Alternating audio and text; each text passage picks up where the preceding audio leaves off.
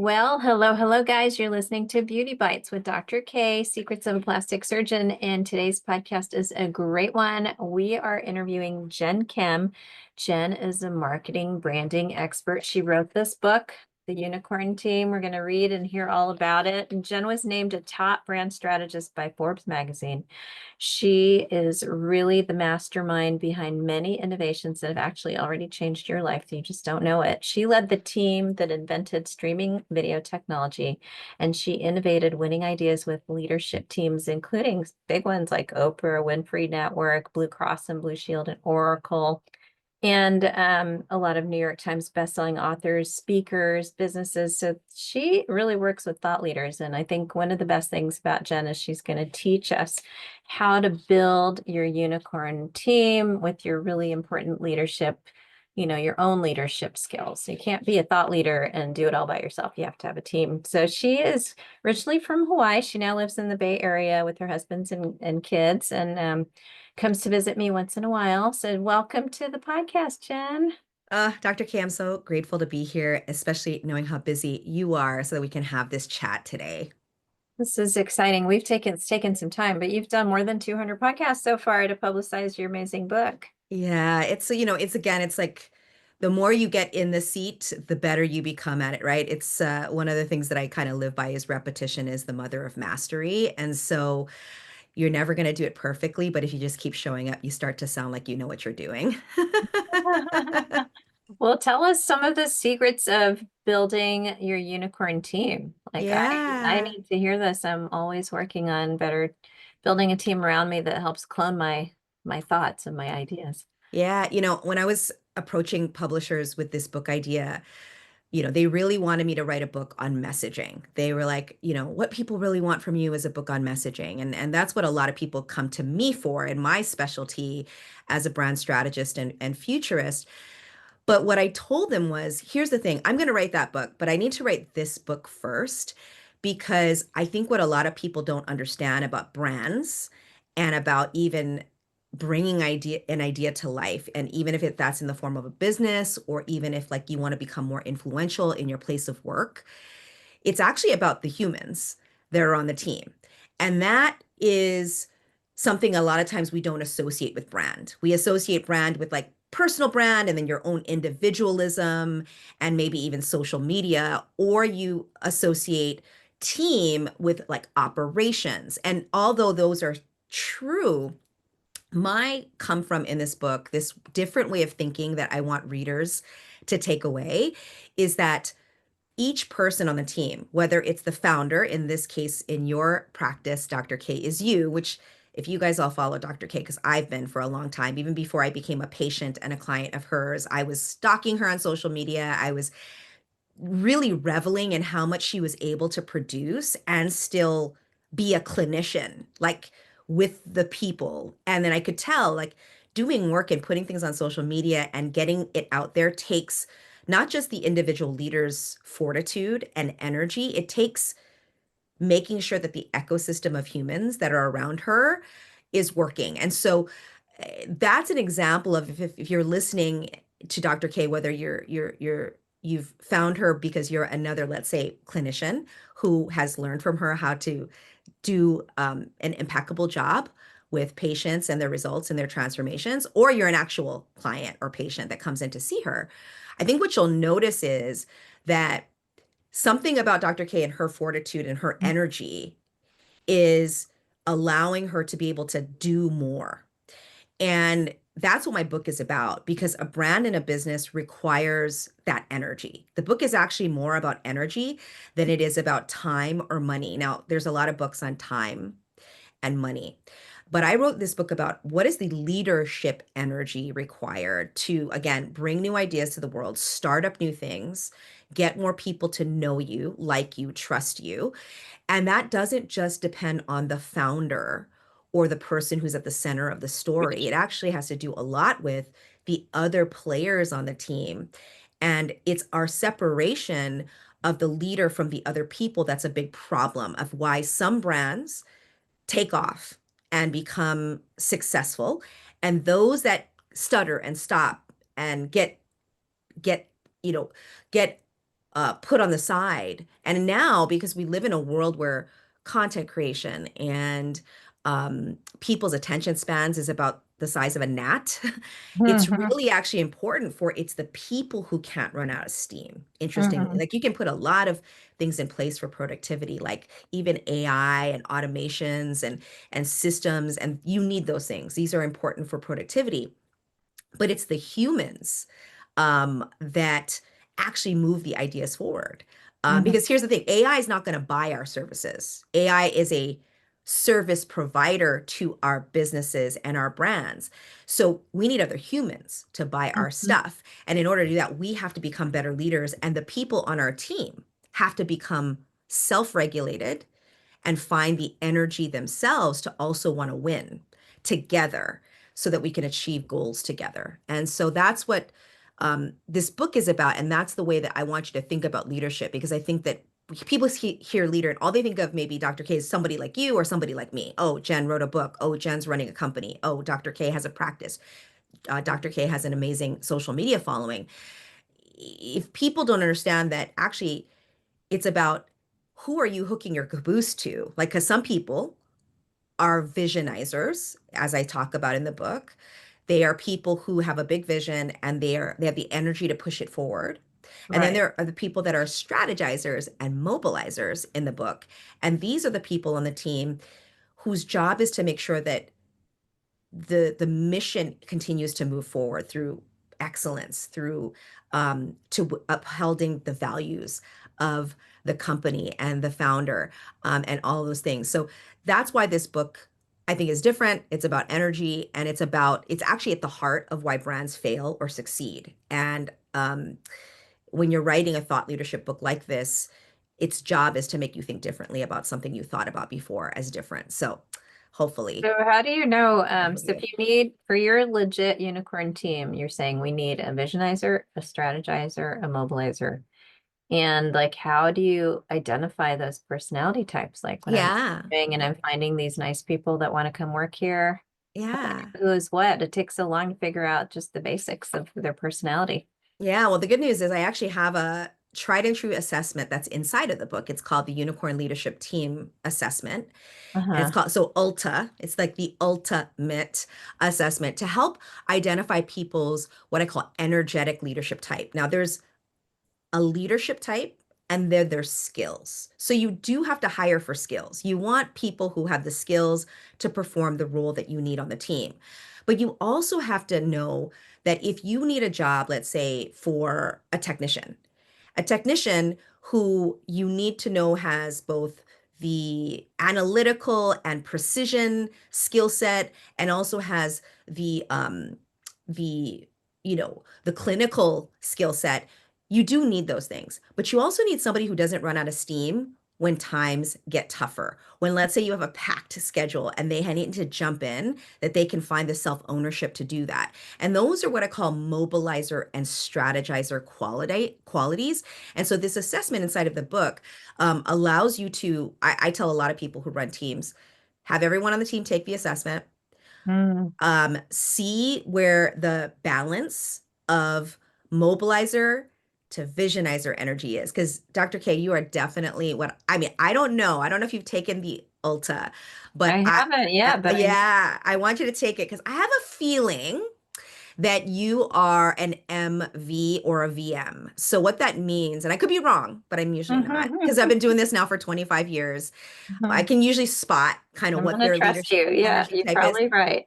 So, Dr. K, if that's true, what that means is for you, you're high visionizer and you're high mobilizer, meaning that's why you can get so much done. You are a doer, but you have a big vision, and that's why you can operate in a space with a lot of ideas. With like whereas most people can't. Most people are like they either have the ideas and they can't execute them, or they just do things and they lose sight of their vision. A Hmm. VM is that's why I see you as you're probably a VM. You know, you have high skill, obviously, in your field of work, but you're also big on learning new things and then quickly jumping in, figuring it out, and then adding it to your vision. That's what a VM or an MV leadership type is. Now, The flip side, though, or the shadow side of that identity, because now we're going to talk about identity. These are kind of like your energetic identities, is that no one can keep up with you because you are such This is like, so accurate. I can't believe right, it. Yeah. right. And so when your A team little bit of ADHD too. totally. But and so when your team understands and accepts and embraces that this is the way you're built. Like this is the way you're built and you're not going to shift that. That's not going to change no matter what. And then they understand their own energetic type. So what you probably need, because I bet you have a lot of M's on your team, and most teams need more M's than they need V's for sure. M's are the mobilizers, they're the people who get stuff done, they're the people who make sure things happen. But if you have too much M without S, so the strategizer energy is like that they can think through 5 steps ahead. So if Mhm. you're an M, you're a person who just gets things done. You want to close all the loops. You can't stand if there's too many tabs open, all of that. But the problem with M's that they never really understand when they're on a team is that they don't usually apply strategy to like, oh, what does my day look like? How do I get more done out of the day smartly, right? Not because they're not smart, but because they're more focused on the checklist than they are on reading between the lines. So the S energy is reading between the lines, and that's what I am. I'm an SV, so I'm a strategizing visionizer. And so I'm really good at picking what's important and then making it happen and and then directing team to like make it happen. The S's are big on results. The Right. M's are big on accomplishment and the V's are big on their ideas. And Mhm. so when we say you don't need a V, an S, and an M on your team. What you need is a mix of them. So you need to understand the composition of energy types on your team. So the assessment in the book really helps. I really recommend anybody who's leading a team, even if it's a team of you and a part-time person, to take the assessment and then talk about it once you get the report, because the assessment actually gives you a 47-page report on you. And when teams share, oh, this is kind of how I'm motivated every day to show up, to do my job well, to feel like I'm a part of something bigger than myself. And then, but I also feel this individual like sense of accomplishment and contribution. That's when you start to see more energy. And I always say, like, what you want on your team is not perfection. What you want is to achieve what I call unicorn energy. So, unicorn energy is the energy of like there's this flow state, like you understand what's happening. Mhm. And you start to read each other's minds a little bit more over Mhm. time because you stayed in it. And a lot of teams, part of the most expensive part of running a business or bringing a new, Oh, what happened to our connection? attrition. Just like client Sorry, I members think is your connection dropped for a second there. We lost you. Your image is frozen. is it not working? You're frozen. I can hear a little bit, but you're kind of frozen. Are you on a Wi-Fi or live wired connection? I am on now. Can you hear me? Yes, now I Okay, can. good. Now you're moving again. I was tethered, but I don't know. The tether fell off for some reason. I definitely was on a more secure line, but I just Oh, noticed it okay. fell off. Maybe I don't know Okay. if you remember the sentence, but you were saying the most important thing. Mm. Right before that, what did I say? Do you remember? Well, I think we were talking about people who stay in it. Ah, yes, yes, yes. Okay. So the most important thing to realize about unicorn energy is that it's not about perfection. It's about reaching a flow state of excellence that everyone is proud of in terms of like the daily, the monthly, and the yearly results of what the company is trying to achieve and what the brand is trying to produce. And Mhm. so when I talk about like donkey energy versus unicorn energy, it's not about people or donkeys. I think we all have our donkey days. Does that make sense? Like we all have days where we're not at our best or we're not feeling it, if you will. And that's sometimes physical, mental, emotional, all the things. But what we're really just trying to achieve is like unicorn behaviors. Like people are not unicorns or donkeys, it's behaviors that are unicorn or donkey. I like to say in the book, you're looking for when are we not playing at our highest? selves, and how are we adapting to where the business needs to go.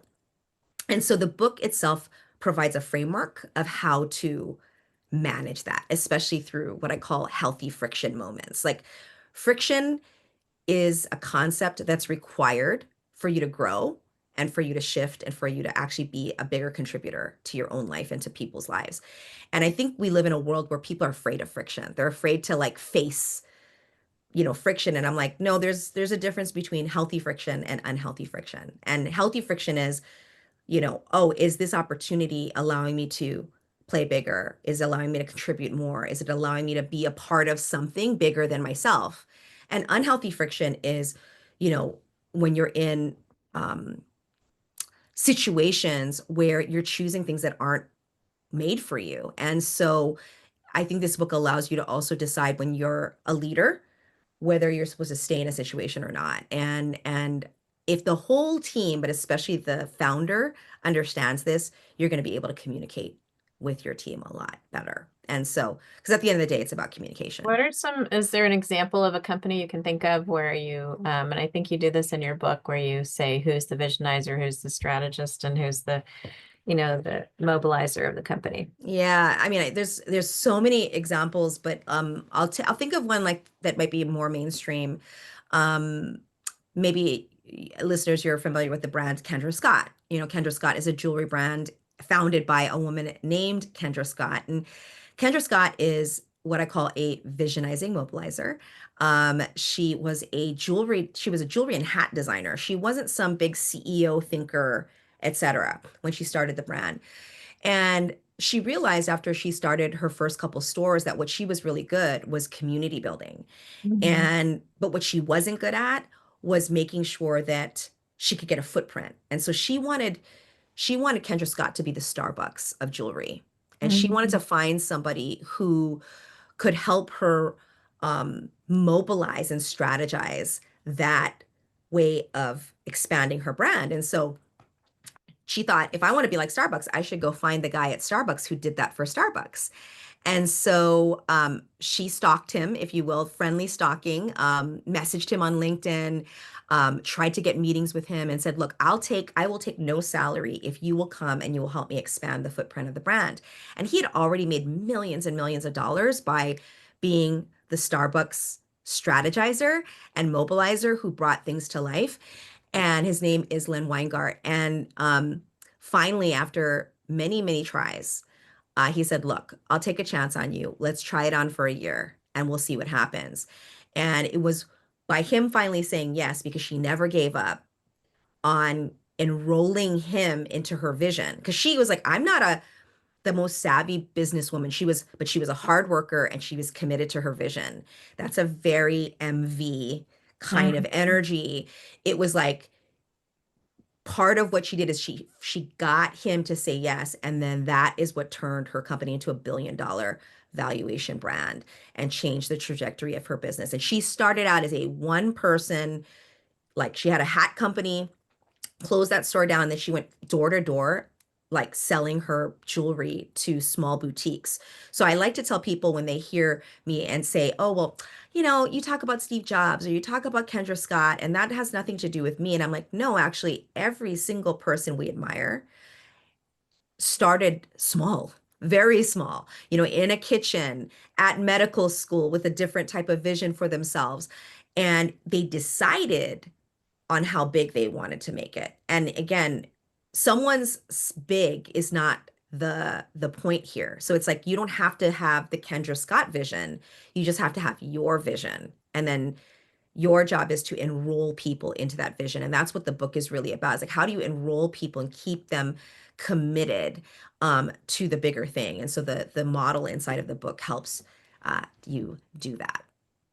It's really fascinating because I think we don't take enough time to figure our own self out, where our strengths and weaknesses are as leaders. We just like charge ahead without thinking I should outsource this because I'm not good at it. But Yes. talk a little bit about in your book about brand casting. Hmm. Explain what is brand casting and how it's made of values, stories, and outcomes. Yeah. So brand casting is the first step in deciding whether you want to bring a new idea to life. So the brand cast is a way for a visionizer role to sort out all of the things around it before you even bring it to your team. Because part of the turbulence on a team is when the leader, the head leader, if you will, because everyone on the team has a leadership ability, but the person who's in charge, right? If they just always throw ideas at their team, it starts to cause friction and chaos that hurt the momentum of the team. And so the brand cast is an exercise and a process by which, as a visionizer, as a founder, that you evaluate yourself in relationship to this new idea so that you can defend the idea after you've thrown it over the wall to go and pursue. So the brandcast is a really nice way to encapsulate your idea and present it to Mhm. other people so that they can not only just get enrolled, but they can understand why it fits who you are, what the mission and vision are. And so when we talk about values, stories, and outcomes, values are, what are the values of the founder and also what are the values of the company or the brand? The stories are what are the actual approachability and authority stories that are related to this idea? How is this idea going to help strengthen the storytelling of the brand? Um, and then finally, what are the outcomes that will this idea will help the company create? Because a lot of times we don't think of ideas in that way. We just think, okay, this is a great idea, let's go pursue it. But if you can actually put it in what I call a brand cast, which is I actually give you a template, it's free in the book, that you can just kind of document really quick what those are. You can even throw those questions into Chat GPT and then put them into a document so that when you have a team meeting and you say, hey guys, I want to execute this new idea, you can do it in a way that gets them to go, oh, I understand why this is important. Not just where they're like, oh, Dr. K, you're the boss, so I should just do it because you said so. It's they understand, oh, this is really important to the mission. And Dr. K has thought it through a little bit, right? And it doesn't have to take a long time. Like a broadcast can be done in 15 minutes, right? Mhm. But we don't take the time a lot of times to to filter out our ideas. Um, you and I were talking about when I came into your office, I don't know if you remember a few months ago, where I was like, I think Dr. K needs another book. Like she needs a book. We need to hear from her more about, her philosophies and how she thinks differently about beauty Yeah. and all of the things that she does to support people, humans, in their definition of beauty. And a book is a new idea. It would take work. It would take you deciding to do that. And a brandcast is a way for you to sort out why would I do this book? Why is it Mhm. important? How does it trade off with what I'm currently doing? And so my book helps your new ideas um, prioritize themselves in relationship to the bigger picture that you have for your business and your life. Wow. Okay, that'll be a big project, but Yeah. It it's could t it's in here. yeah, yeah. I have to incubate it, but um, I think as an aesthetic practice, you've coached so many leaders, and there's a lot of people listening right now who are in aesthetics, they're injectors, they're starting their brand. Yep. Can you explain this whole concept of the brand time framework and how Yeah. beauty or a wellness professional apply that in their own practice? I love this question because actually one of a top podcast actually in the beauty space, Ado Aesthetics. I don't know if you're familiar with them, but she's a business consultant for aesthetics companies. And she bought 200 of my books for her clients because she was like, I need people in wellness and beauty and spas and to understand how to run their teams because part of the, it's interesting. Everybody looks at a beauty practice as, oh, you're beautifying people, but the human part of it, the like overhead, the cost of doing business, the training of the team, all of that is what a lot of people don't see is a big friction point, for you. And so if you're just starting out, what I want you to be thinking about how you could even use my book to support you is what are all the ideas that you want that make you different from other people in your field, but what are the things that also make you exactly the same as other people in your field, which is a good thing, meaning like the level of excellence, the level of safety, the level of care, right? Um, it's not just about being different, it's also being trusted. And so you need that mix of trust and difference in establishing your brand. So, what are the ideas, the stories that you could be telling around that? And the Mhm. second thing is, who do you really need as part of your team? Part of your team could be, I need continuing education. Maybe Dr. K is one of the unicorns in your skills development that you need as a leader, right? And so you're looking at who are the unicorns that are my teachers in terms of whether it's on the clinical side or the running the business side. Those are one type of unicorn. And your mentors are on your unicorn team. I want to be clear. It's not just the team that reports to you. It's like they're all influencing your ability to grow and get better. So there's that piece. Then there's the piece of like, in this first season of my aesthetic career, let's say, because let's say you're in startup mode, what do I need now?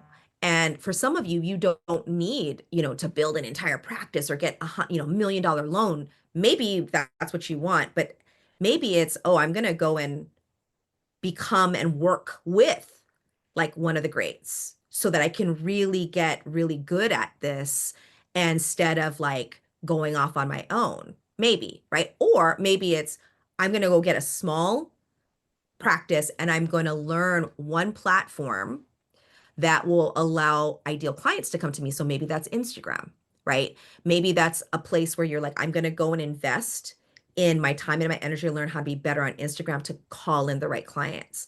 And therefore, I need a part-time person to help me with that. So, what the book helps you do is like, again, what are the ideas?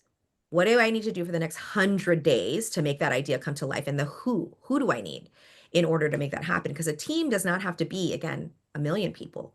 It can be who's the team you need for the season that you're in and the season that you're going. And then you make adjustments as you go.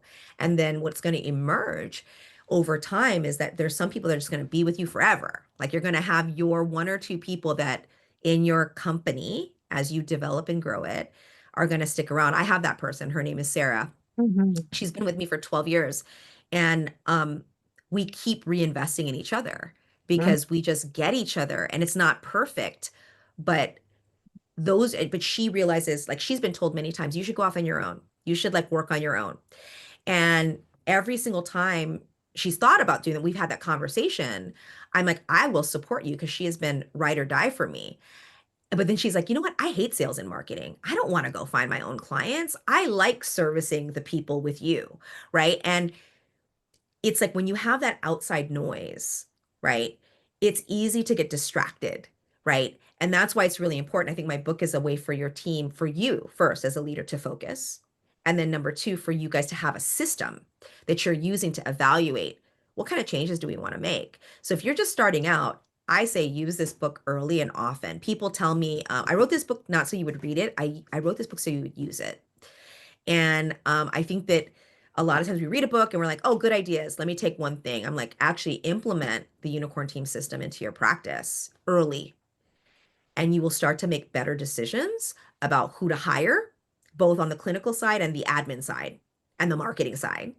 Um, and you'll be braver when you have to like shift and move into different directions. And you're going to need that bravery and that courage because this is the long game. You want short-term wins and a long game view.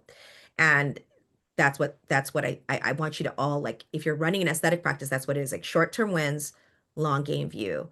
Look at ways that you can, instead of like getting new clients after a couple seasons, like how can I make current clients keep coming back instead, right? Because that's where the bigger money and opportunity is like how can you make clients so excited that they become your marketing machine? And in order to do that, you can't be stuck in just the clinical work. You have to actually rise above the clinical work and think like an owner, right? And so that's what this book helps you do. It kind of stays with you no matter how big or small you Yeah. become. And that's your identity. That's messaging and the whole patient experience that you create for people. And Totally. like, yeah, that's so important to visualize ahead of time because you have to be the captain of the ship and communicate that to everyone who helps fly the plane. Yeah, and it's not easy. So I just want to acknowledge that like that is not easy, and that's why a lot of times only people who are the head of a company are Uh-huh. seen as the unicorn. Like Right. they're the only unicorn. And my premise, offer to you all listening is actually there are other people on your team who want to be unicorns on their team. They want to contribute bigger, and it requires the head unicorn to take a beat, to do tools like the brandcast that we talked about just a few minutes ago, where actually, Dr. K, you're busy as heck. I know you also have a family. You've got like a lot of things going on. And it's like if you put aside 2 hours a month to just brandcast the next quarter, you'll Yeah. start to see that's one thing, easy thing. I'm not saying it's easy to give up 2 hours. It can be an hour, but to put it on the calendar, I'm going to brandcast, which is basically your future casting of like, what is the next couple quarters going to look like? And Mhm. then get into a ritual where when you have team meetings to open up the meeting using the brandcast and saying, this is kind of, where I see us going. It's going to change a lot of how your team operates. And again, if you're just starting out, Mhm. brandcast with yourself so you get clear. Like you get clear with yourself before you even enroll other people, or get as clear as possible. You don't have to be ready or 100% clear to move. You definitely should not do that, but you want to have a tool that you can use to do that. And that's what the brandcast is in the book. That's so critical. I feel like we should all take time to do that. But sometimes you get a vision or I get an Yeah. idea and then I feel like I have all this power and energy going towards it and then I lose a little steam or a little confidence or have a little self-doubt creep in. Yeah. And then suddenly the brakes are put on. It's funny, it's a psychological thing because I still know intellectually it's a great idea and I know I can handle it and do it, but I felt the doubt creep in and then it's giving me all the brakes on the process. What do you do then? I mean, you just got to acknowledge that you're human because that's the other thing. No one thinks those of us that do what is perceived as the big work to like lead, do big things, lead a team, be on social media. We are just as human as the next person. So when I say my only advice is acknowledge that that's normal. It would be weird if we didn't feel a sense of doubt because we're not superhuman. It appears to some people that we are, but it's just like take a beat. What I do is I just take a beat and go, ah, congratulations, you're human. Or I also like to say, you're such a silly human. Like I just kind of break it up it just helps me, these little things that I do with myself. I'll just go, oh, you're such a silly human. Like, of course you Mhm. feel scared about that. Or of course, um, you're disappointed that that idea still hasn't taken flight because you have so much going on. And so I think it's more about acknowledgement Mhm. instead of like bypassing the feeling, but also because you break it up with some humor. I think humor, if you can just break it up and go, silly human, of course you're feeling that way. That way we're not staying in it. And if you start to notice you're staying in it, because I've definitely have those thoughts. And hello, I'm perimenopausal. There's all kind of hormonal changes going on. When I'm starting to feel a darkness around those thoughts, because I do, and I'm sure you do, Dr. K, because you're human, what I do is I just go, oh, I need to take a walk, or I need to like sit in my room for 5 minutes and not talk to anybody. Um, so it's that self-regulation. And self-regulation comes with the ability to again take a beat. So that's my best advice. I think that's so valuable because you are going to have self-doubts and you'd be crazy if you didn't pause and think, can I really accomplish this? But you have to coach yourself back, I think, into the right mindset, right? Uh, Yes. Talk a little bit about leadership presence and brand perception. In this day and age, personal appearance is very, you know, focused on with social media, but how do we balance kind of authenticity with who we really are with presentation? Do you always have to show up all done up and in your brand? Yeah, that's such a good question. I think the key before even answering that is knowing yourself. And so, for me, for example, I do both. Like, some days I just want to turn the video on and just talk into the camera right after I wake up. And then there's days where I know, like, oh, I'm having a formal-ish kind of podcast interview. So I want to present my best self as, I do think I have a true belief that for me, when I look good, I feel good. Like look good for me, not look good for others, but look good. Like when I look in the camera, that I'm proud of myself, not from a place of trying to keep up with the social media Joneses, but really more from a place of like, this is kind of how I like to show up when I'm having, let's say, a nice conversation Mhm. with somebody who's one of my doctors. Dr. K is my one of my aesthetic doctors. I fly to LA to see her because I Oh my only God, trust you're her with so my face. sweet. You're so Because it's sweet. true. I mean, Well, I I don't love know how about, transparent you are. People don't talk yeah, about this enough. yeah, because it's if I took great care in like how I want to look, and I'm 51 years old, and and for me, I still haven't gone like fully under the knife. I'm just gonna say completely transparent. But I want to look fresh. I want to look awake. And so I feel like and if I choose to do something even more extensive, what I want to feel is, does that make me feel good? It's more about, does that make me feel good? And to me, that's what authenticity is. It's like, does it make me feel good? If I'm only doing it because I want other people to feel good, then I feel like that's the difference.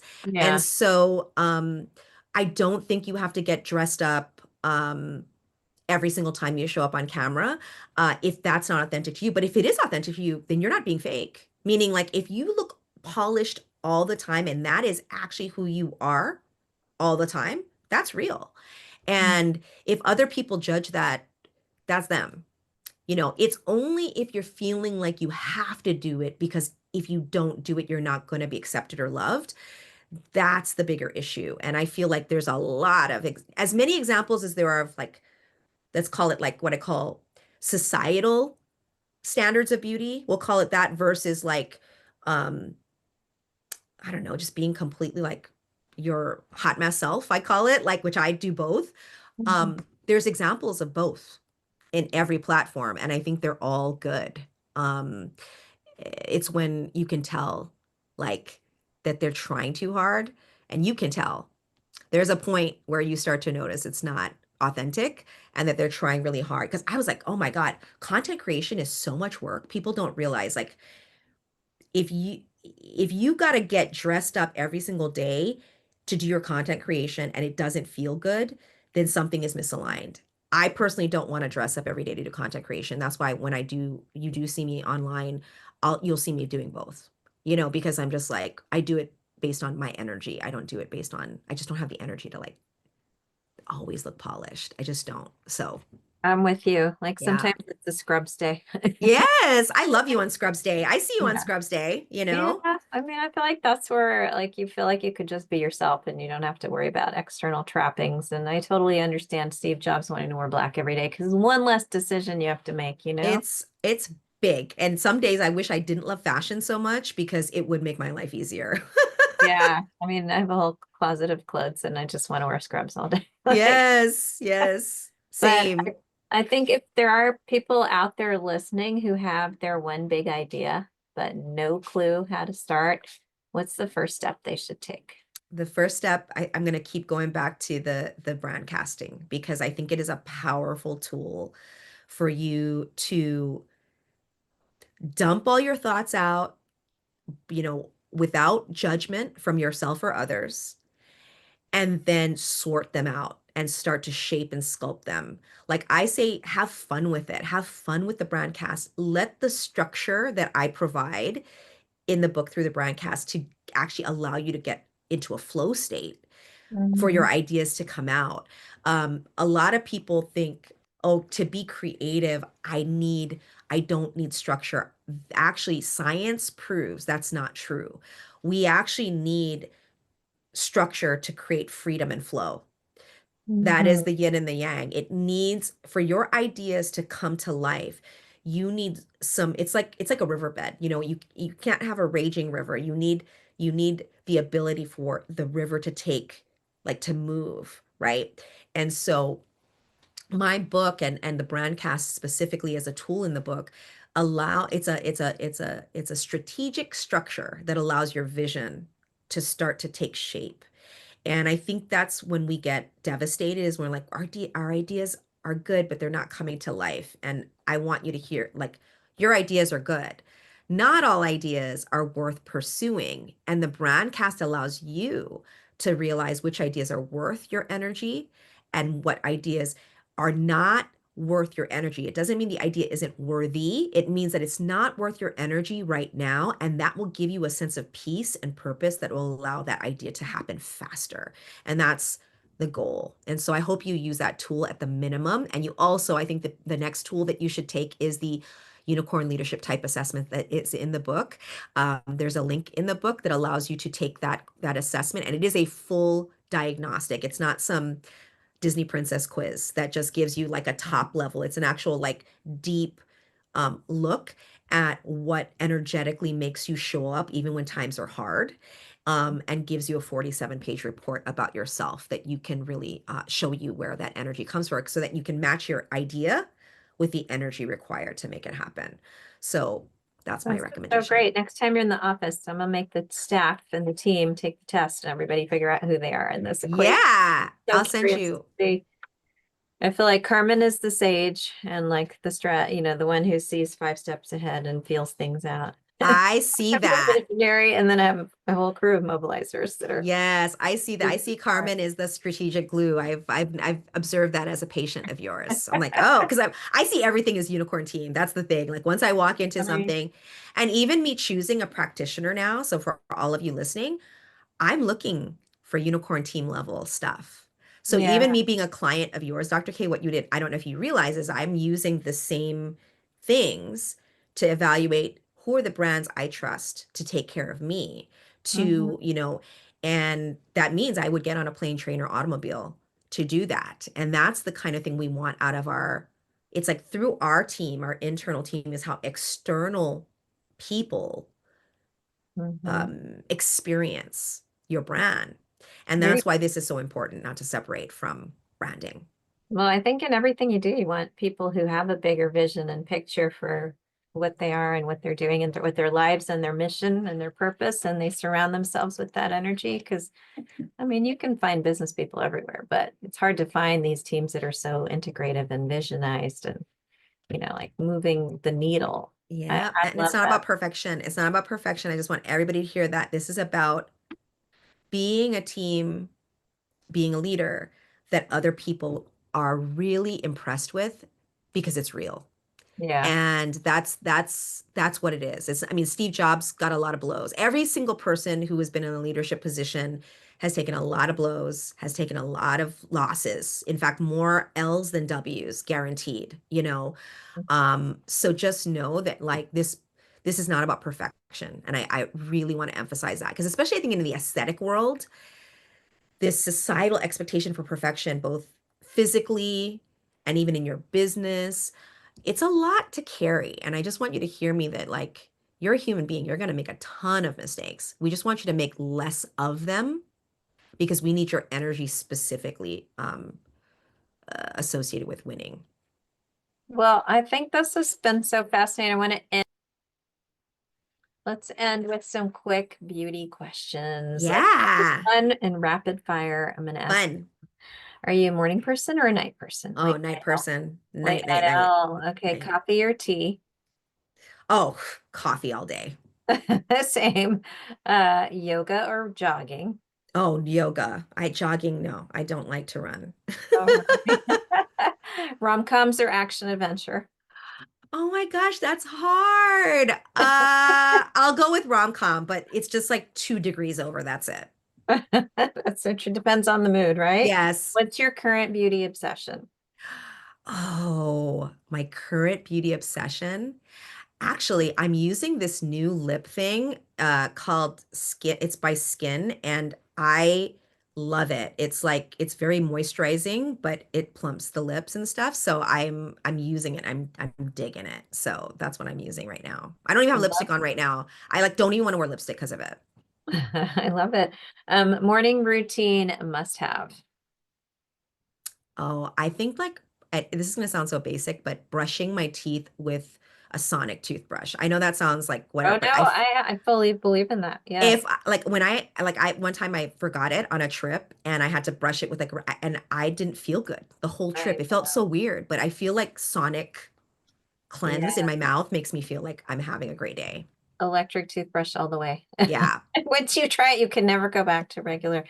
Um, do you have any favorite supplements or longevity type of hacks that you're doing right now? Yeah, you're gonna probably say this better than me, but you know that is it niacinamide? Is that what it is? Niacinamide, yeah. Yeah, like I take a supplement for that every night and I feel like ever since I started taking that for 6 months, it's keeping up some of the work that I go see Dr. K for better. I just feel like just maybe it's I don't know. I don't know if it's placebo, but it feels like it's really good. I take a gummy every night and then I take magnesium every night too for sleep. And then Uh, for me, because I'm perimenopausal, being on HRT, specifically progesterone every night has helped me sleep better because sleep has been the hardest thing the past couple mhm. years for me. And so getting sleep just overall is like anything that helps me get better sleep, that I'll try anything for it.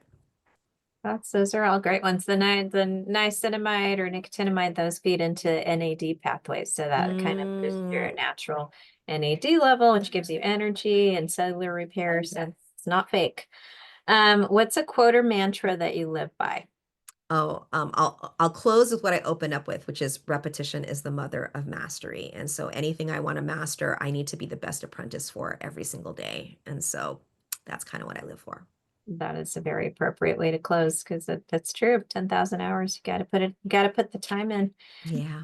Hard work. Well, this has been so fabulous. I hope everybody's going to go out there and read your book, The Unicorn Team. I'm so proud of you for writing this book. It's really a passion project to get all of your thinking and things you've noticed about business and the world and put it into a way that we can read it Yeah. and connect with so many people out there. You've brought leadership to so many fabulous teams. So I can't wait to integrate this into our practice as well. Where can people buy the book and find you, Jen?